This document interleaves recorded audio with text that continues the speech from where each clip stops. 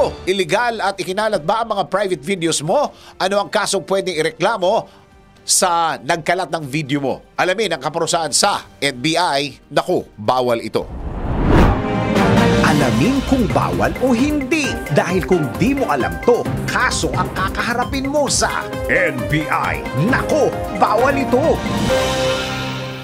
Illegal na ikinalat ang private video? Nako, bawal ito. Siguro, may narinig ka na o napanood na balita na inireklamo o hinuli ang nobyo ng isang babae dahil sa umunay pagpapakalat nito ng kanilang private video. Pero paano kung kinuhanan pala ng video ng partner mo ang pagtatalik nyo? Ano ang pananagutan sa batas? Ayon sa Section 4 ng Republic Act 9995 o ang Anti-Photo and Video Voyeurism Act, mahigpit na pinagbabawal ang sekretong pagre-record ng sexual activity, pati na rin ang pagpicture sa pribadong parte ng katawan ng isang tao, lalong-lalo na ang pagpapakalat ng sexual video. Sa oras na gawin ito sa iyo ng iyong kasintahan, maaari siyang mabilanggo ng hindi bababa sa 3 taon hanggang 7 taon. Siya rin ay pagmumultahin ng 100,000 pesos hanggang 500,000 pesos. Tandaan, hindi kailangang kuhanan ang mga bagay na dapat ay sa inyo lang magkasintahan. Isipin ang kapakanan ng partner mo para hindi ka masabihan ng,